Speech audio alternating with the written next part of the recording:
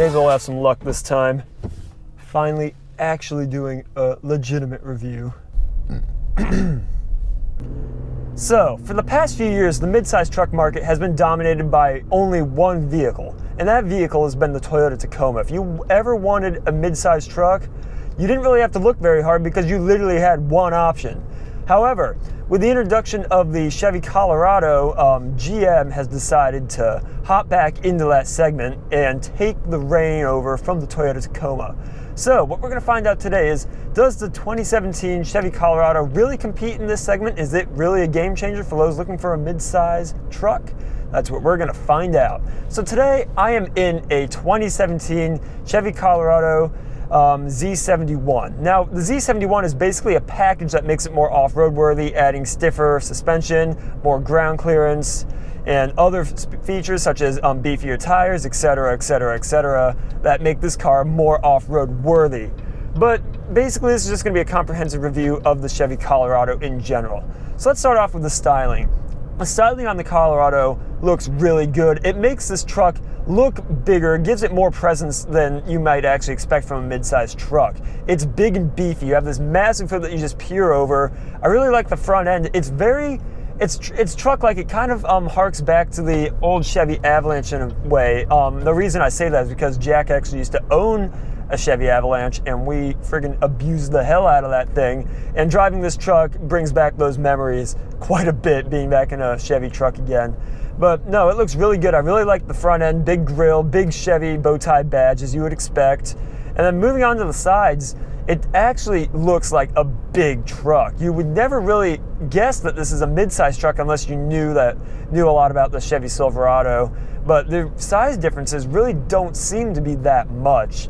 But honestly, it's very truck-like. It just looks like a mini Silverado. Moving on to the back, the tail lights look very similar to the Silverado. You have very handy steps that are built into the rear bumper that you can actually use to hop into the bed.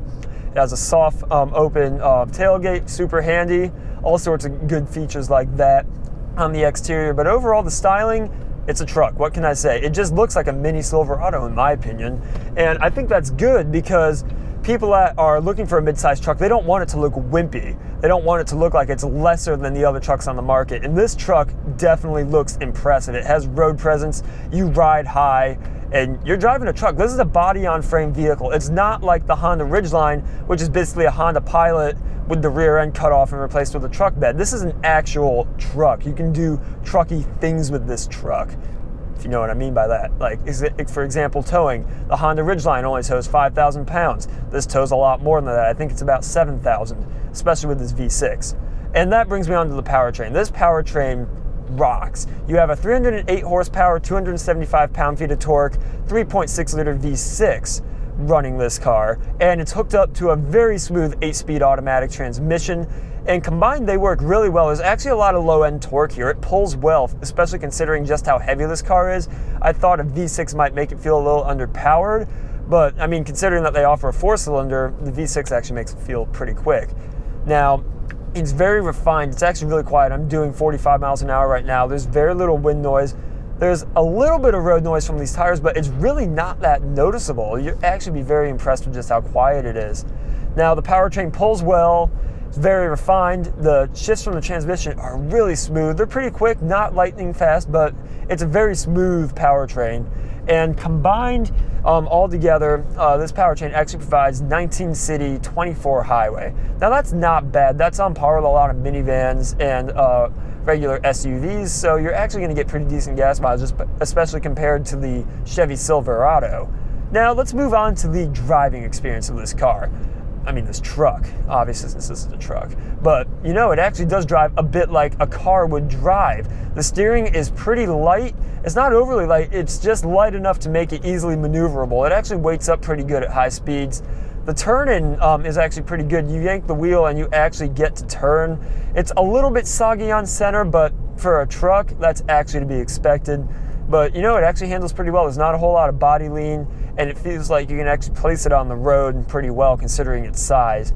Now, the handling aspects, I mean, it's a big vehicle. You're high off the ground, but you know, it actually kind of drives like a car. The ride is really nice. It soaks up the bumps, It's firm. You can definitely feel the road surface. It's not super disconnected, not super cushy, but it's well controlled. It doesn't feel like you're just bouncing around, you know? It's a tied down ride for sure.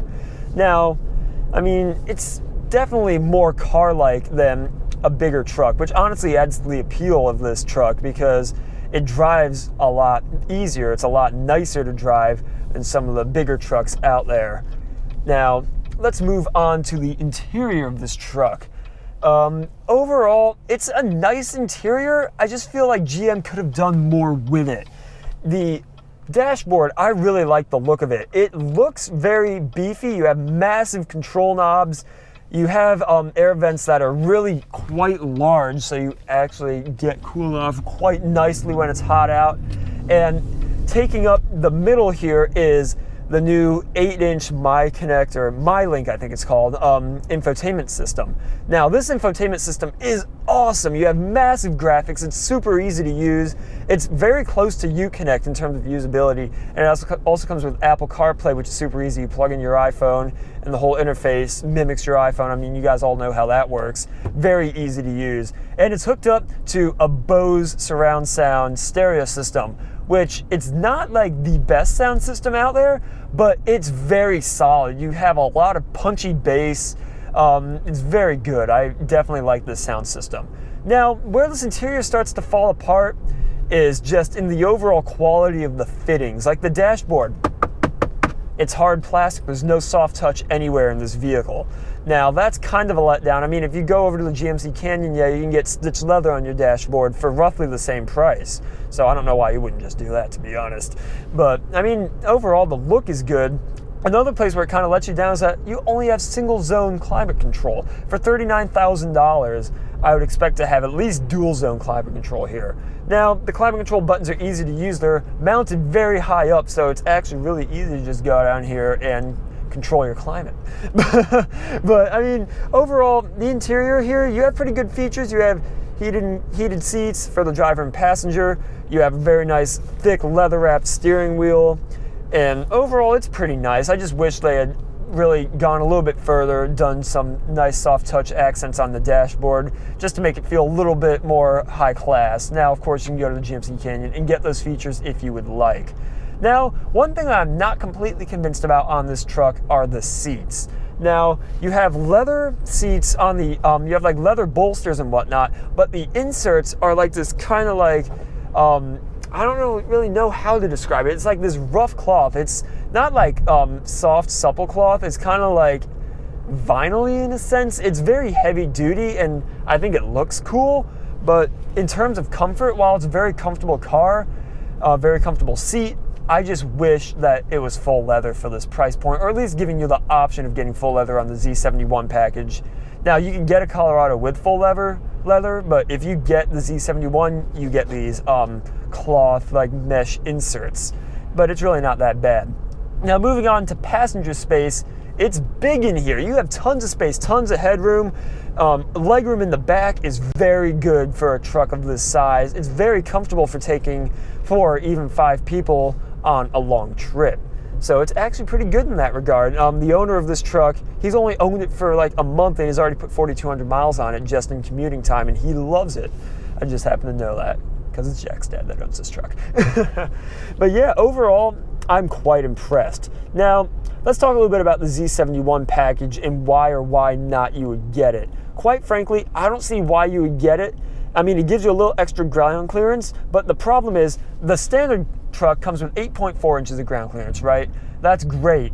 But you have this front lip spoiler that reduces the ground clearance to exactly 1 millimeter. Now, to remove that lip spoiler, you have to lie down, unscrew many, many bolts, and waste copious amounts of your time that you probably would rather not waste. So my question is, why would you get the Z71 package if you really can't take the truck off-road because of the damn lip spoiler? The answer to that question, in my opinion, is you wouldn't, but I mean, that's just my opinion. Taking off the lip spoiler, you would have plenty of off-road capability because the suspension, the tires and whatnot are actually pretty good, but then again, you have the running boards, which reduce the ground clearance yet again. So, I mean, it's more of an image thing than it is a practical application, something you could really use. That's my problem with it, personally.